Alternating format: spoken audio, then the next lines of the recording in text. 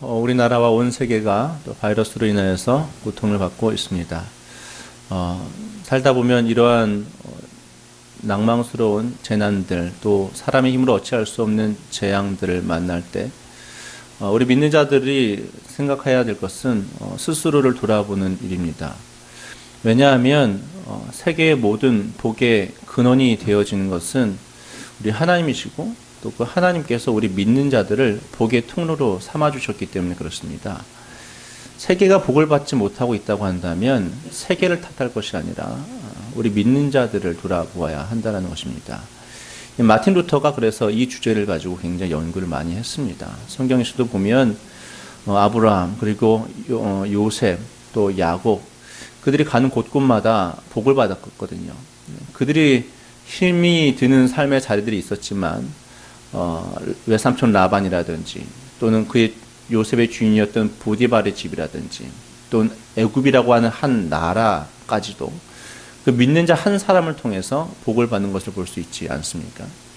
그래서 우리 예수 그리스도를 믿는 우리들이 이러한 형편에 처하게 되어졌을 때 돌아봐야 될 것은 과연 우리 교회가 하나님 앞에 무엇을 잘못했는가라는 것입니다. 저는 생각해 봅니다. 정말 이러한 전염병을 경험해 보는 것은 사실 저는 여러분들이나 처음 일이라고 생각을 하는데요. 왜 이렇게 되어졌을까 생각해 봤을 때 교회의 문제를 떠올리지 않을 수가 없다라는 것이죠. 수년 전부터, 수십 년 됐나요? 한국교회에서 수많은 부패와 수많은 목회자들의 타락과 물질과 성적 쾌락과, 또 어느 교회에서든지 싸움이 일어나고 다툼이 일어나고 분열이 일어나는 그런 교회의 모습들이 얼마나 많이 있었습니까? 그런 모습 가운데에서 이제 이런 전염병들이 일어난 것을 보면서 우리 교회의 모습을 돌아보지 아니할 수가 없다라는 것입니다. 예수님께서 교회 안에 들어오셔서 굉장히 분노하신 적이 있으셨습니다. 상을 엎으시고 뒤집어 엎으시고 채찍질을 하셔서 다 내쫓으셨다라는 것이죠. 그도 그럴 것이 교회 안에 들어봤더니 아무 열매가 없다는 것입니다. 그래서 예수님께서 이렇게 말씀하시지 않습니까? 하나님께서 만민의 기도하는 집이 되라고 지어놓으셨거늘 너희들이 강도의 구려를 만들었다라는 것입니다. 연약한 자들을 괴롭히고 그 물질을 왔다 갔다 하면서 환전을 행해 나가고, 또 짐승들을 팔고 할 때에 값을 많이 매겨가지고 그것을 팔고 환전하면서 가난한 자들의 피를 쪽쪽 빨아먹는 대제사장들과 또는 바리새인들과 장로들, 그들 보고서 예수님께서 굉장히 화를 내셨죠. 예수님께서 만민의 기도하는 집이라 일컬음을 받을 것이라 했는데 너희들이 광대의 구려를 만들었다라고 말씀을 하셨을 때, 그것을 바라보고 있었던 대제사장들과 장로들의 마음에 찔림을 받았음에도 불구하고 오히려 그 말씀이 권위가 있고 자기를 두렵게 함으로 예수를 죽이고자 하는 마음이 그들에게 들었다라고 성경은 기록하고 있습니다. 성전에서 예수님께서 바깥에서 나가셨을 때에 베드로가 예수님께 이렇게 얘기합니다. 보십시오. 어저께 예수님께서 열매 없는 무화과 나무를 향해서 저주하셨었는데 정말로 저주한 대로 무화과 나무가 배짱 말랐습니다. 그랬더니 예수님께서 베드로를 향해서 이렇게 말씀하십니다. 하나님을 믿어라 라고 이야기를 하신다라는 것이죠. 그러면서 이렇게 말씀하십니다. 내가 진실로 너희에게 말하는데 누구든지 이 산더러 들려 바다에 빠지라 하면은 그대로 될 것이다. 누구든지 이 산더러 들려 바다에 던져지라 하며 그 말하는 것이 이루어질 줄 믿고 그 마음에 의심하지 아니하면 그대로 될 것이다. 내가 너에게 말하노니 무엇이든지 기도하고 구하는 것은 받은 줄로 믿으라. 그리하면 너희에게 그대로 되리라. 이 말씀의 뜻은 다른 것이 아니라 베다니에 있는 무화과 나무 옆에서 저 높은 산 위에 있는 성전을 바라보시면서 예수님께서 하신 말씀이죠. 저 산더러, 저 높아진 저 성전, 저 하늘을 찌를 듯 같이 저 높은 성전이 바다에 빠지리라 명하면, 그리고 말대로 의심하지 않냐고 기도하면 그대로 될 것이다 라는 것입니다. 교회가 얼마나 높아졌는지 모릅니다. 주의 말씀이 아무리 선포되어져도 그 말씀대로, 아니 목회자들부터 그 말씀대로 이행하지 아니하니 우리가 기도해야 될 것은 다른 것이 아니라 하나님, 우리 교회 안에 있는 모든 높아진 것들이 바다에 빠지어지길 원합니다. 아니 내 속에 주의 말씀에 순종하기를 싫어하고 주의 말씀을 짓밟기 원하는 높아진 교만한 마음들이 바다에 빠져지기를 원합니다라고 기도할 때 또한 주께서 예수 그리스도의 십자가로 말미암아 내 그 정욕과 탐심이 이미 못 박혀졌음을 믿고 우리의 죄를 토하며 기도할 때 그대로 될 줄로 믿으시는 저와 여러분 되기를 간절히 축복합니다. 우리의 죄를 위하여 만민이 기도하는 집이 되어야 합니다. 높아지려고 하는 것이 아니라, 뺏어 먹으려고 하는 것이 아니라, 시기와 다툼으로 싸우는 것이 아니라, 그렇게 진실로 나의 죄를 회개하며 기도하고 또 그 죄가 주의 은혜로 말미암아 깨끗이 씻겨졌음을 믿는 자들은 어떻게 살아갑니까? 바로 그 다음에 또한 예수님이 이렇게 말씀하십니다. 서서 기도할 때에 아무에게나 혐의가 있거든 용서하라. 그리하여 하늘에 계신 너희 아버지께서도 너희 허물을 사하여 주시리라 라고 말씀을 하십니다. 교회 안에서요, 우리가 정말로 교회를 올바르게 사용하는 사람이라고 한다면 나의 죄를 이야기하고 죄를 용서하여 달라고 기도하고 죄가 용서되어졌음을 믿는 그 은혜 가운데 가는 사람들은 반드시 세상 속에 나아가 허물을 사하는 사람이 되는 거죠. 용서하는 사람이 되는 것이죠. 품어주는 사람이 됩니다. 그래야 할 때 하나님께서 우리의 기도를 들으셨고 우리의 허물을 사하여 주셔서 모든 질병과 아픔과 통증들과 고통들도 사라지게 하시는 하나님의 은혜를 덧입게 하여 주시는 줄로 믿으시기를 바랍니다. 여러분, 그 하나님의 은혜가 여러분 가운데 충만할 수 있기를 간절히 축복합니다. 하나님은 우리에게 은혜를 주시기를 원하시고 하나님은 우리에게 은혜를 베푸시기를 기뻐하시는 분이십니다. 그 은혜가 우리 안에 머물러야 되는데 그렇게 하기 위하여 우리가 어떻게 해야 되겠습니까? 그것이 바로 오늘 야고보서의 사도가 이야기하는 말씀입니다. 오늘 말씀 이렇게 시작되고 있습니다. 내 형제들아, 너희는 선생된 우리가 더 큰 심판받을 줄을 알고 선생이 많이 되지 말라. 이 말씀은 선생을 하지 말라라는 것이 아니라, 교회 안에서 가르치는 일을 하지 말라는 것이 아니라 선생이 되어졌을 때 주어지는 위험성이 있다는 것입니다. 그 위험성이 뭐냐면 높아진다라는 거죠. 자기의 죄를 발견하지 못한다는 거죠. 가르치고 지적질하고 자꾸 이야기하는 선생이 되려고 하다 보면은 내 안에 있는 죄를 보지 못한다는 것이죠. 그래서 이 교회 앞에 안에 들어와서 자기의 죄를 위해 기도하지 못하고 오히려 남의 죄를 이야기하기 좋아하는 사람이 되기 때문에 선생이 많이 되지 말라라고 이야기를 하는 것입니다. 그러면서 이렇게 말씀하십니다. 우리가 다 실수가 많으니 만일 말에 실수가 없는 자라면 곧 온전한 사람이라 능히 온 몸도 굴레 씌우리라. 우리가 주 아버지 앞에 온전한 사람이 되기 위해서 우리가 행해야 될 것은 다른 것이 아니라 내가 말에 실수하지 않아야 한다는 거죠. 말에 실수하지 않기 위해서 우리가 어떻게 해야 되느냐? 말들의 입에 재갈 물리는 것처럼 우리의 말을 다물 수 있어야 된다는 것입니다. 말의 입에 재갈을 왜 물리느냐? 그 말이 순종하게 하기 위해 재갈을 물린다는 것이죠. 가만 보면 말 많은 분들은 잘 순종 안 합니다. 근데 순종하시는 분들은 말이 없습니다. 말의 입을 재갈을 물릴 때 우리가 하나님의 말씀에 순종할 수 있는 것이죠. 또 이렇게 말하고 있습니다. 배를 봐라. 그렇게 크고 광풍에 밀려가는 그 큰 배를 지극히 작은 키로서 작은 운전대로서 사공의 뜻대로 운행하나니 이와 같이 혀도 작은 것이로되 큰 것을 자랑한다. 우리 이 말씀을 이렇게 적용할 때가 많이 있습니다. 작은 키가 큰 배를 움직이는 것처럼 내 혀가 말하는 대로 내 인생이 움직이는구나. 이렇게 적용할 때가 많이 있습니다. 그래서 내 혀가 마치 이렇게 얘기하는 거죠. 나는 벤츠를 끌게 될 거야 라고 맨날 내 혀가 말하고 다니면 벤츠를 끌고 다니는 인생이 되리라. 믿어 의심치 않는. 그렇게 말씀을 적용할 때가 있습니다. 여러분 벤츠 끄십시오. 벤츠 끊으면 좋겠죠. 나쁜 거 아닙니다. 그 문제가 아니라 이 말씀은 그렇게 적용할 것이 아니라는 거죠. 내가 100평에서 살게 될 거야. 100평에서 살게 될 거야. 입을 그렇게 잡고 내가 말을 하면은 내 인생이라고 하는 큰 배가 100평을 향해서 달려가는 것이구나. 그렇게 말씀을 자꾸 설교도 하고 적용도 하려고 하는데 이 말씀은 그 말씀이 아닙니다. 물론 우리의 혀가 어떻게 쓰임을 받느냐에 따라서 우리의 인생이 움직인다라는 말은 맞습니다. 근데 우리의 혀가 그렇게 쓰라고 하는 얘기가 아니라 이 말인 것입니다. 이와 같이 그 작은 키가 큰 배를 자랑하는 것처럼 우리의 혀 또한 작은 것이로되 큰 것을 자랑하도다.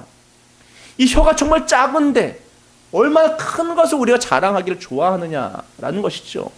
그런데 보십시오. 보라. 얼마나 작은 불이 얼마나 많은 나무를 태우는가. 이 자랑하는 혀가 얼마나 많은 나무들을 태워버리는가. 혀는 곧 불이요 불의의 세계라. 혀는 우리 지체 중에서 온 몸을 더럽히고 삶의 수레바퀴를 불사르나니 그 사르는 것이 지옥불에서 나느니라. 혀는 불이랍니다. 자랑하는 혀는 불이랍니다.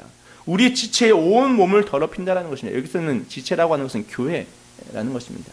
교회 안에서 너도 나도 내 죄를 이야기하고 내 죄를 자백하고 내가 부족함을 이야기하는 것이 아니라 나 잘났다고 얘기하고 나는 의롭다고 얘기하고 자기 높음을 자랑하고 자기 잘 산다라고 얘기하고 내 이 작은 여가 내 큰 것을 자랑하는 그것이 얼마나 불이 되어서 온 교회를 불태우는가, 나의 심령들을 불태우고 삶의 수레바퀴를 불사르는가, 그 사르는 것이 지옥불에서 난다, 이렇게 이야기하고 있다는 것입니다. 혀는 능히 길들일 사람이 없다라고 그 다음엔 계속해서 이야기하고 있고요. 죽이는 독이 가득한 것이다 라고 이야기를 합니다. 그러면서 우리는 한 입에서 찬송도 나오고 저주도 나온다라는 것입니다. 예배드릴 땐 찬송하는데 삶의 자리에서는 저주하는 입술이 얼마나 많이 있습니까? 어떻게 저주하는 입술이 나옵니까? 높아지면 저주하게 되어져 있는 것입니다. 높아지면 정죄하고 높아지면 비난하게 되어져 있는 것입니다. 내 혀가 자랑하기를 좋아하는 혀는 반드시 그렇게 저주하는 혀가 되어진다라는 것입니다. 이거 어떻게 하면 좋습니까? 우리 혀를 어떻게 하면 다스릴 수가 있겠습니까? 에베소서의 말씀을 보게 되어지면 이런 말씀이 있습니다. 에베소서 4장 말씀에 보면 무릇 더러운 말은 너희 입 밖에도 내지 말고, 더러운 말은 입 밖에도 내지 아니하시길 축복합니다. 이 더러운 말은 다른 뜻이 아니고 신성 모독 뭐 그런 말이 아니라 전혀 쓸모없는 말이란 뜻입니다. 유익하지 않은 말, 아무런 효과 없는 말, 그런 말은 하지 말라라는 얘기입니다. 그러면서 이렇게 말씀을 하십니다. 무릇 더러운 말은 너희 입 밖에도 내지 말고 오직 덕을 세우는 데 소용되는 대로 선한 말을 하여 듣는 자들에게 은혜를 끼치게 하라. 할렐루야. 아멘. 듣는 자들에게 우리가 해야 될 말은 뭐예요? 은혜를 끼치는 말을 해야 된다라는 것입니다.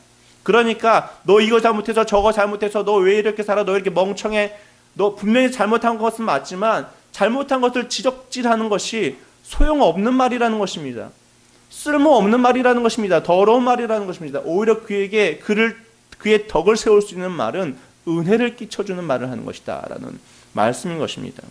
은혜는 무엇입니까? 공로 없는 자에게 주어지는 하나님의 은총이지 않습니까? 자격 없는 자에게 주시는 하나님의 사랑이 바로 은혜이지 않습니까? 하나님은 은혜의 하나님이십니다. 그 은혜가 영원 무궁하시다라고 수없이 이야기합니다. 예수님은 은혜와 진리가 충만한 분이시다고 얘기합니다. 그 은혜가 아침마다 새롭다고 얘기합니다. 그 은혜가 내 생명보다 귀하다라고 다윗은 고백하고 있지 않습니까? 하나님의 그 은혜를 얼마나 여러분들은 고백하고 감사히 이야기하고 있습니까? 하나님은 분노하시기도 하지만 분노로 충만하다라고 말씀하시지 않습니다. 분노가 풍성하다고 말씀하시지 않습니다. 은혜가 풍성하다고 얘기하십니다. 은혜가 충만하다고 얘기하십니다. 여러분들의 입술은 분노가 충만하십니까? 은혜가 충만하십니까? 어떻게 은혜로 충만할 수 있을까요? 오늘 야고보서와 이 에베소서는 이렇게 얘기하는 것입니다. 오직 덕을 세우는 데 소용되는 대로 은혜를 끼치게 하라라는 것입니다. 세우다라는 것은 헬라어로 오이코도메오라는 뜻입니다. 건물을 위로 쭉쭉 세운다라는 것입니다. 사람을 세우기 위하여 내 속에 있는 상대방에 있는 덕을 세울 수 있는 방법은 단 한 가지, 은혜를 끼치는 말을 하라라는 것입니다. 그런 분들이 있습니다. 아니 목사님, 교회 안에 잘못한 것이 있으면 드러내야죠. 잘못한 것이 있으면 곧장 가서 얘기해주고 찌르고 벌도 내리고 숙제도 내주고 해야 되는 것 아닙니까? 그러나 여러분, 은혜는 무엇입니까? 말씀드렸지만 자격 없이 없는 자에게 주어지는 용서라는 거죠. 사실 우리는 법대로 하면 지옥에 가기에 마땅합니다. 그런데 은혜로 말미암아 우리가 천국에 갈 수 있는 사람이 되지 않았습니까? 우리는 법 아래 죄로 파산한 사람들에게는 하나님께서 의를 요구하십니다. 법으로 해보고자 하는 사람들한테는 의를 요구했어요. 그래, 너의 깨끗함을 보여봐라. 그러나 은혜 아래에서 살고자 하는 사람들은 하나님께서 오히려 우리에게 의를 요구하시는 것이 아니라 그 의를 주신다라는 것이죠. 어떻게 이렇게 되었습니까? 십자가가 모든 것을 바꾼 것입니다. 여러분, 법대로 해결해서 정죄하고 비난하고 그렇게 살아가는 사람들이 함께 뭐라고 얘기하십니까? 내가 너의 죄를 절대 그냥 지나가지 않고 너의 죄를 갚아서 3, 4대까지 이르게 할 것이다. 이것이 법의 법칙입니다. 그러나 은혜 아래 살아있는 사는 사람들에게는 내가 너의 죄를 다시 기억하지 아니하리라 라고 말씀하신다는 것이죠. 할렐루야. 하나님께서 누구에게 은혜를 주십니까? 받을 자격이 없는 자에게 은혜를 주셨음을 믿는 자에게 계속해서 은혜를 베풀어 주시는 것입니다. 내가 받을 자격이 없다라는 것을 인식하고 있는 사람, 겸손한 사람, 내가 죄인임을 깨닫는 자, 그리고 내가 주 앞에 나와서 그 죄를 이야기하고 토설하는 자, 그에게 하나님의 은혜가 주어진다라는 것입니다. 마태복음 21장에 보면 예수님께서 바리새인들, 서기관들, 장로들에게 이렇게 말하죠. 높아진 사람들, 자기의 죄인됨을 알지 못하는 사람들, 그들에게 이렇게 얘기합니다. 내가 진실로 너희들에게 말하는데 세리들과 창녀들이 너희보다 먼저 하나님의 나라에 들어갈 것이다. 세리들, 모든 이웃들이 다 싫어하는 세리들, 창녀들, 모두 다 더럽다라고 여기는 그 창녀들, 오히려 그 사람들이 하나님의 나라에 먼저 들어가리라고 얘기한다는 것이죠. 왜 그렇습니까? 무슨 특징이 그들에게 있기 때문에 그들이 먼저 그렇게 하나님의 나라에 들어갑니까? 그들은 자신들의 죄인됨을 깨닫기 때문에 그렇습니다. 하나님의 은혜가 필요함을 알기 때문에 그렇습니다. 그래야 높아진 자들은 하나님의 은혜를 구하지 않지요. 그래서 사도 바울이 뭐라고 얘기합니까? 죄가 더한 곳에 은혜가 더욱 넘쳤다라는 것입니다. 내 죄가 얼마나 크고 얼마나 더한지를 아는 사람, 내가 얼마나 죄인 중에 괴수인지를 아는 사람, 그래서 주 아버지 앞에 상한 심령으로 나와서 내가 죄인입니다라고 얘기하는 사람, 고쳐주십시오라고 얘기하는 사람, 그곳에 은혜가 더욱 넘치는 줄로 믿으시길 바랍니다. 그 사람에게 은혜가 넘치는 거예요. 죄를 더 많이 지으라고 말씀드리는 것이 아니라 내가 구원받을 자격이 없는데 하나님께서 나에게 은혜 베풀어 주셨음을 깨닫는 사람에게 주의 은혜가 계속 지속적으로 주어진다는 것입니다. 그 은혜를 깨닫는 사람, 내 큰 죄가 씻겨졌음을 아는 사람, 그 사람들이 주의 계명을 지키는 것이지요. 사랑의 계명을 지키고 은혜를 끼치는 말을 할 수 있는 사람이 되는 것입니다. 우리 자녀들이 잘못하고 교우들이 잘못하고 여러분의 배우자가 잘못했을 때 우리는 어떻게 이야기해야 됩니까? 그들이 받기에 합당한 것을 토대로 이야기하는 것이 아닙니다. 너 이거 잘못했으니까 내가 이렇게 하겠어. 너 저거 잘못했으니까는 내가 저렇게 행하겠어. 그것은 은혜와 전혀 상관없는 말들 아닙니까? 쓸모없는 말, 더러운 말들이라는 것입니다. 여러분, 그들도 이미 실패했다는 것을 압니다. 그들도 자기의 잘못들을 다 알고 있습니다. 물론 모른다고 한다면 일러줘야죠. 그러나 알고 있는 자에게 계속해서 그 잘못을 이야기해서 무슨 소용이 있냐는 말이죠. 아무 효과가 없는 말이라는 것입니다. 너 어쩜 이렇게 멍청하니? 너 왜 이렇게 바보가 아니?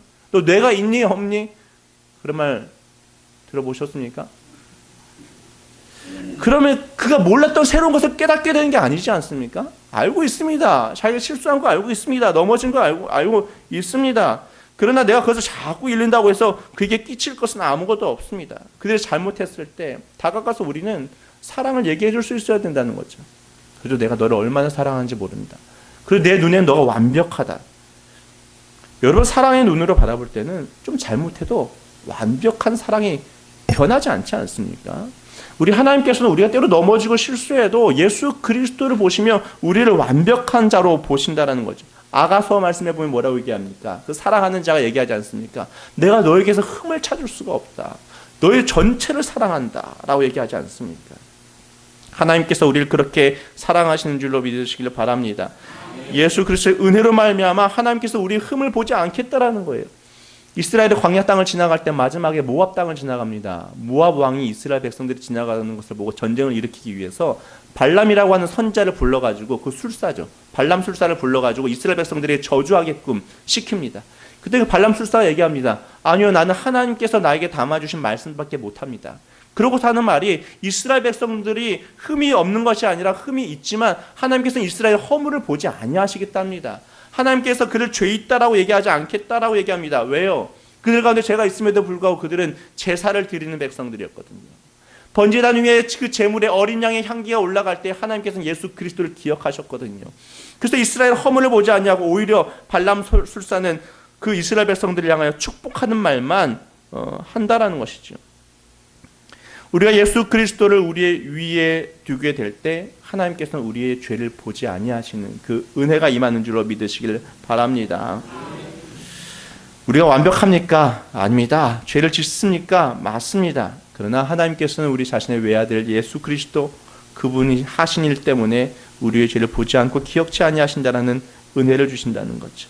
그러므로 우리 또한 우리의 자녀들, 배우자들, 우리의 교우들, 친구들에게 그런 사랑과 또 자격 없이 주어지는 은혜의 말들을 하실 수 있기를 간절히 축복합니다. 여러분들이 은혜를 끼치시는 것이기 때문에 그들이 덕을 세울 수 있는 것이고 그들이 자라날 수가 있게 되는 것입니다. 교회도 마찬가지입니다. 교회에 아직도 믿음에 연약한 성도들이 많이 보이실 것입니다.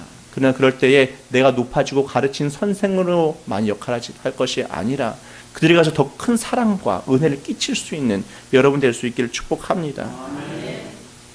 그래서 성경은 우리가 덕을 세우는 데 소용되는 대로 선한 말을 하여 듣는 자들에게 은혜를 끼치게 하라라고 이야기를 합니다. 하늘에 계신 우리 아버지도 그 아들에게 그렇게 행하셨다는 거 아십니까?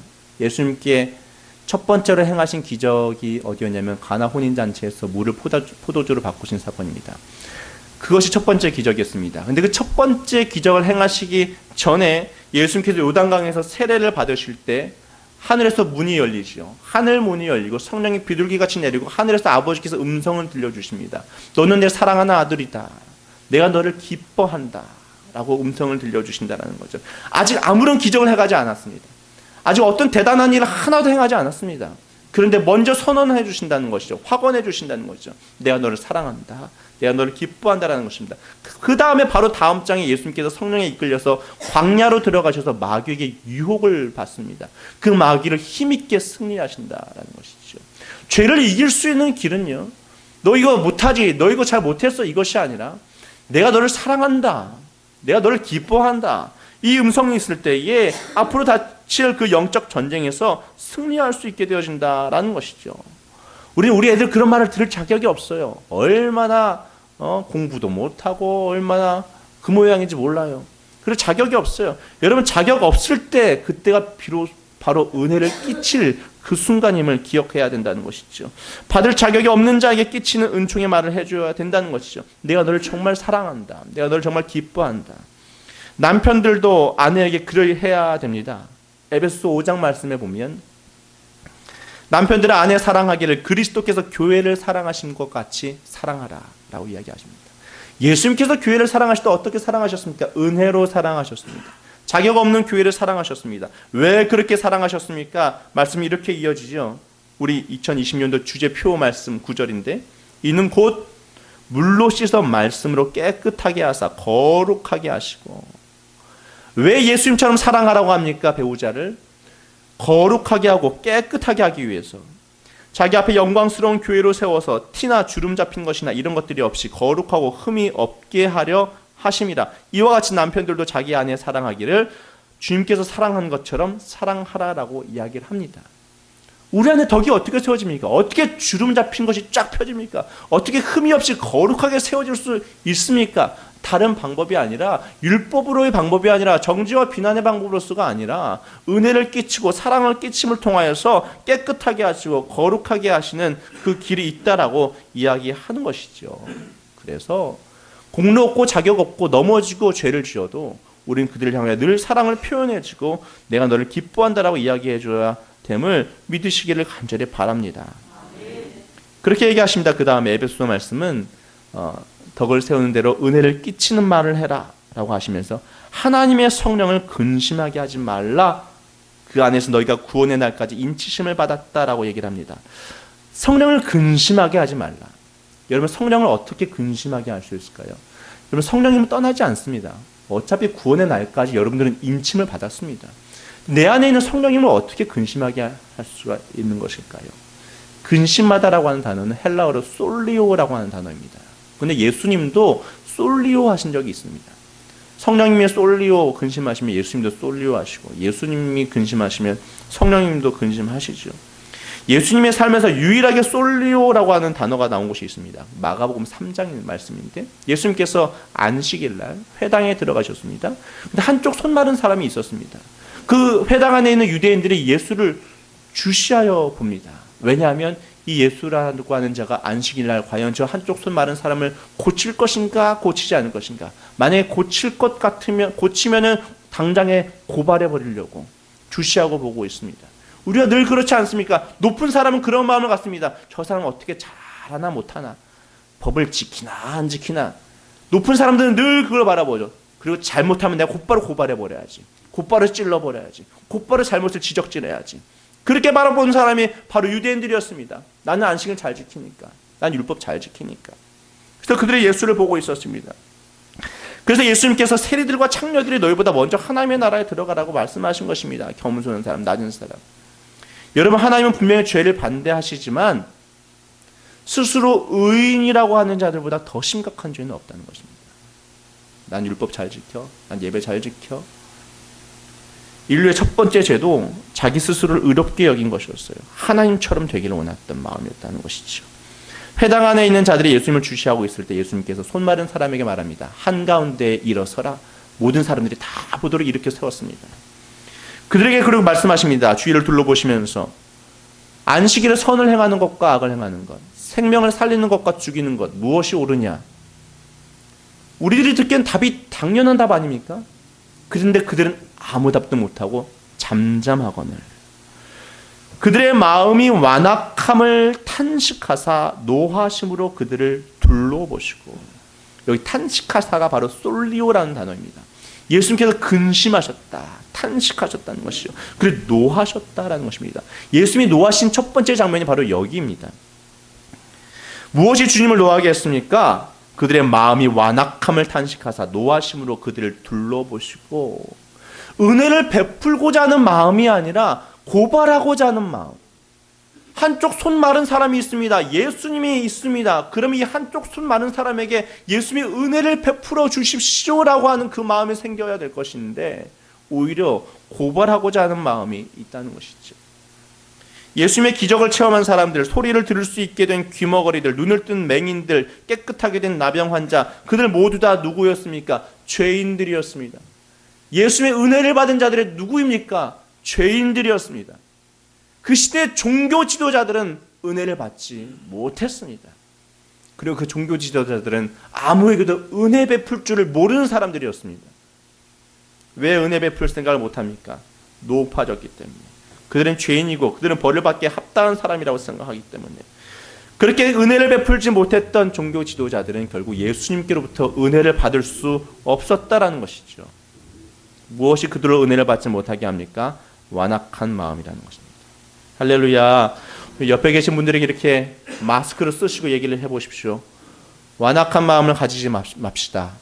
완악한 마음을 가지지 맙시다. 또 한 번 더 인사하겠습니다. 은혜 베풀 마음을 가집시다. 예.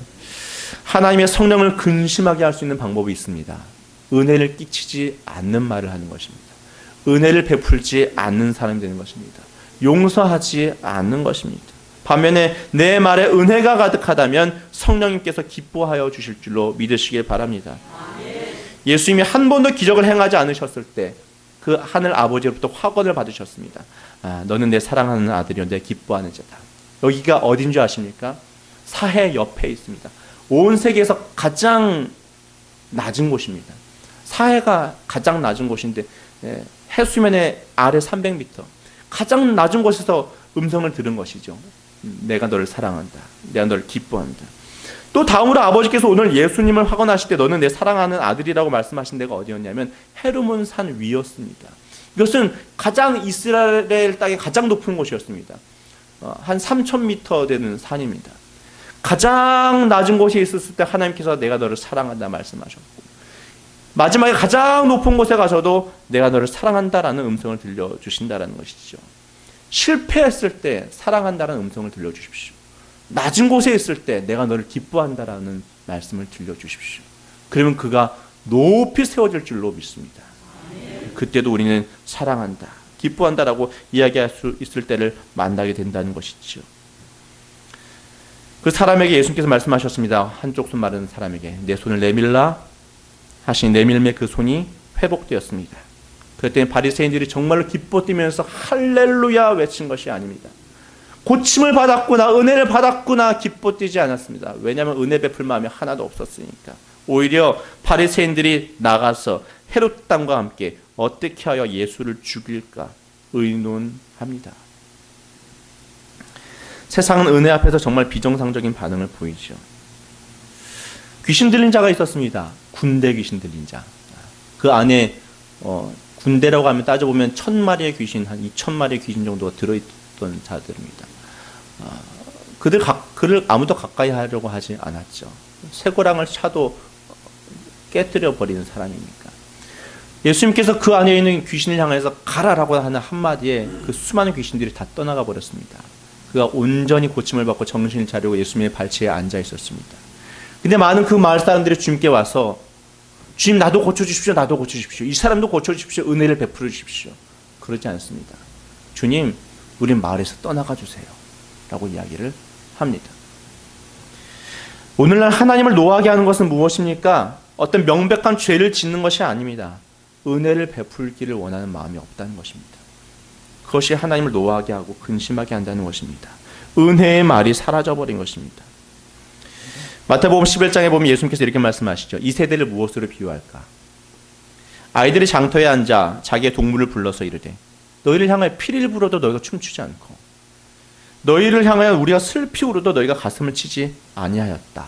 이 세대가 이와 같다라는 것입니다. 슬피 울어서 가슴을 치게 하는 사역은 율법의 사역입니다. 세례 요한의 사역입니다. 피리를 불어서 춤을 추게 하는 사역은 복음의 사역, 예수 그리스도의 사역입니다. 근데 세례 요한이 와서 회개의 세례를 준다라고 외쳤어도 그들은 울면서 나오지 않습니다. 예수님께 나와서 은혜를 외쳤어도 그들은 춤추지 않습니다. 율법의 사역은 딱 요한의 때까지였고 이제 신약으로 넘어와서 예수님의 시대 은혜의 사역의 때가 시작된 것이죠. 이렇게 말씀하십니다. 요한이 와서 먹지도 않고 마시지도 아니하며 그들이 말하기를 귀신이 들렸다라고 얘기를 하더니 인자는 와서 먹고 마시며 말하기를 보라 먹기를 탐하고 포도주를 즐기는 사람이요 세리와 죄인의 친구로다라고 얘기합니다. 그러니까 율법 가운데로도 나가지 못하고 은혜 가운데로도 나가지 못합니다. 왜 그래요? 마음이 완악하기 때문에 그렇습니다.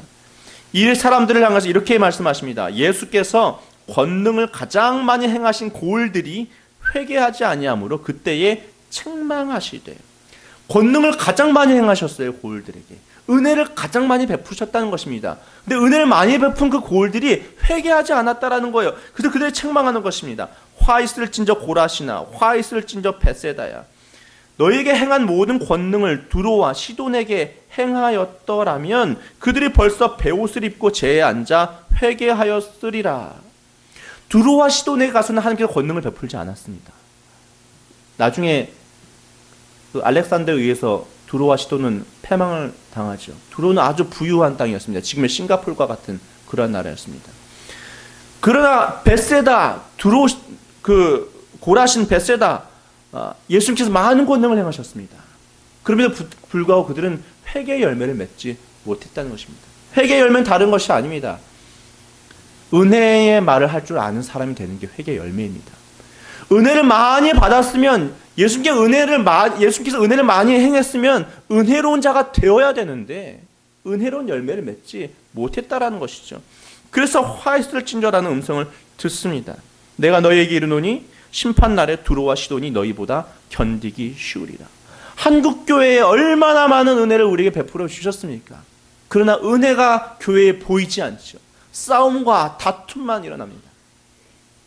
가버나움아 너가 하늘에까지 높아지겠느냐 음부에까지 낮아지리라. 가버나움도 지금 폐허가 되어져 있습니다. 가버나움은 예수님께서 살던 곳이에요. 베드로의 집에서 예수님이 많이 거하셨을 것이라고 예측이 되는데 거기서 얼마나 많은 일을 행하셨습니까? 야이로의 딸을 살리시고 혈루증 걸린 여인도 고치시고 수많은 권능을 행했습니다. 근데 그 은혜를 가버나움은 다 거절한 것이죠. 은혜에 합당한 회개의 열매를 맺지 못한 것이죠.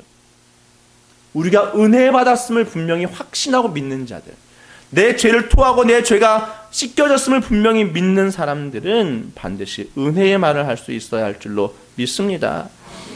그렇지 않으면 더 나쁜 상황에 이르게 되는 거예요. 가버나움아 너가 하늘에까지 높아지겠느냐 음부에까지 낮아지리라. 내게 행한 모든 권능을 소돔에서 행하였더라면 그 성이 오늘까지 있었으리라. 소돔이 얼마나 나쁜 땅입니까? 동성애가 가득하고 근데 더 나쁜 사람이 있다는 거예요. 은혜의 말을 하지 않는 사람이라는 거예요. 용서하지 않는 사람이라는 거예요. 하나님의 은혜를 받은 사람답게 살지 않는, 사랑하지 않는 사람들, 그 사람들이 소돔 땅 사람보다 더 하다라는 겁니다. 은혜를 끼치지 않는 사람 되지 않고 은혜로 말할 수 있는 저와 여러분 될 수 있기를 간절히 바랍니다. 그래서 우리는 너 동성애야, 너 죄 짓는 거야, 그렇게 말할 것이 아니라 내가 기도해 드릴까요? 우울병이 있는 사람에게 어떻게 기도해 드릴까요? 질병으로 고통받거나 죽어간다면 너 죄 때문이야, 너 잘못했어, 그것이 아니라 어떻게 하면 당신에게 하나님의 은혜가 있을 수 있도록 기도해 드릴까요? 이렇게 은혜를 끼칠 수 있는 저희들이 되어야 할 줄로 믿습니다. 하나님께서 죄를 평가하는 방법은 오늘날 우리 교회 안에서 평가하는 방법과 다릅니다. 이거 잘못해서 저거 잘못해서 이것으로 죄를 평가하는 것이 아니라 은혜에 대한 거절, 그것이 가장 큰 죄인 것입니다. 많은 은혜를 끼쳤는데 그 은혜를 받은 사람에 답지 않은 열매 없는 삶, 그것보다 더 큰 죄가 없다라는 거죠. 하나님의 성령을 근심하게 하지 말라. 은혜를 끼치지 아니한다고 한다면, 은혜 끼치는 말이 아니라고 한다면 성령을 근심하게 한다는 거죠. 마무리하겠습니다. 오늘 야고보서 3장에 보면 혀에 대하여 말씀하시고 어떻게 찬송과 저주가 한 입에서 나올 수가 있느냐라고 말씀을 하시면서 13절부터는 이렇게 얘기합니다. 너희 중에 지혜와 총명이 있는 자가 누구냐? 그는 선행으로 말미암아 지혜의 온유함으로 그 행함을 보일지니라. 너가 정말로 진리의 지혜가 있다고 한다면, 예수 그리스도라고 하는 지혜가 있다고 한다면 반드시 선행으로 말미암아 행함을 보일지니라. 그러나 너희 마음속에 독한 시기와 다툼이 있으면 자랑하지 말라. 진리를 거슬러 거짓말하지 말라. 너 모르는 거다. 너 선생 아니다. 너 안에 시기심이 있고 자꾸 다투고 싶고 내가 더 세, 내가 더 세, 내가 더 높아, 내가 더 높아. 너가 더 높아 보여. 시기심이 막 생겨. 그런 교만한 높아진 마음 가운데 있다고 한다면 너는 아무런 지혜도 알지 못하는 것이니까 자랑할 것 하나도 없다라고 이야기하고 계신 것입니다. 이렇게 시기하고 다툼이 가득하게끔 만드는 지혜는 위로부터 내려온 것이 아니요 땅 위의 것이요 정욕의 것이요 귀신의 것이니 시기와 다툼이 있는 곳에는 혼란과 모든 악한 일이 있습니다. 우리 교회에서 일어나고 있었던, 한국교회에 있었던 모든 시기와 다툼을 우리 모두 함께 회개해야 될 줄로 믿습니다. 17절에 이렇게 얘기합니다. 오직 위로부터 난 지혜는 첫째 성결하고 다음에 화평하고 관용하고 양순하며 긍휼과 선한 열매가 가득하고 편견과 거짓이 없나니 화평하게 하는 자들은 화평으로 심어 의의 열매를 거두느니라. 할렐루야. 화평을 심는 여러분 될 수 있기를 간절히 축복합니다. 여러분의 입술들이 하나님께 은혜를 많이 받은 자가 되기 위해서 먼저 성전에 나와 만민의 기도하는 집을 만드십시오. 주님, 나의 죄를 용서하여 주십시오. 나의 죄가 더하고 나의 죄가 너무나 큽니다. 그때 주께서 예수 그리스도의 십자가의 은혜로 나의 모든 죄가 씻겨졌음을 믿음으로 기도하십시오. 그리고 그 은혜로 말미암아 기뻐 나와서 수많은 사람들에게 주 예수 그리스도의 은혜를 끼칠 수 있는 저와 여러분 될 수 있기를 간절히 축복합니다. 기도하시겠습니다. 하나님 아버지, 죽고 사는 것이 혀의 힘에 달렸다라고 말씀하신 주님, 우리의 입술이 살리는 입술 되게 하여 주십시오. 은혜의 입술이 되어서 상대방도 살리고 우리도 하나님께로부터 부어준 그 은혜가 충만할 수 있도록 우리가 살리는 입술, 은혜의 입술이 되게 하여 주옵소서. 우리가 지혜로운 혀가 되어서 양약과 같은 힐링을 주는 입술이 될 수 있게 하여 주옵소서. 온순한 혀가 되어서 다른 사람들의 마음을 상하게 하는 것이 아니라 고칠 수 있는 생명을 주는 입술이 되게 하여 주시옵소서. 그래서 위하여 우리가 먼저 늘 겸손하게 내가 죄인임을 잊지 아니하고 오직 주님의 은혜로 말미암아 내 죄가 씻겨졌음을 늘 깨닫고 알아서 그 하나님, 그 예수 그리스도의 은혜로 충만한 자가 되어 우리가 말하는 것은 늘 주를 향한 찬송과 또한 은혜의 말이 선포될 수 있도록 우리를 사용하여 주옵시고 우리의 혀로 말미암아 우리의 교회가, 우리의 지체들이 덕이 세워질 수 있도록 우리를 사용하여 주옵소서. 감사하며 예수님의 이름으로 기도하옵나이다. 아멘.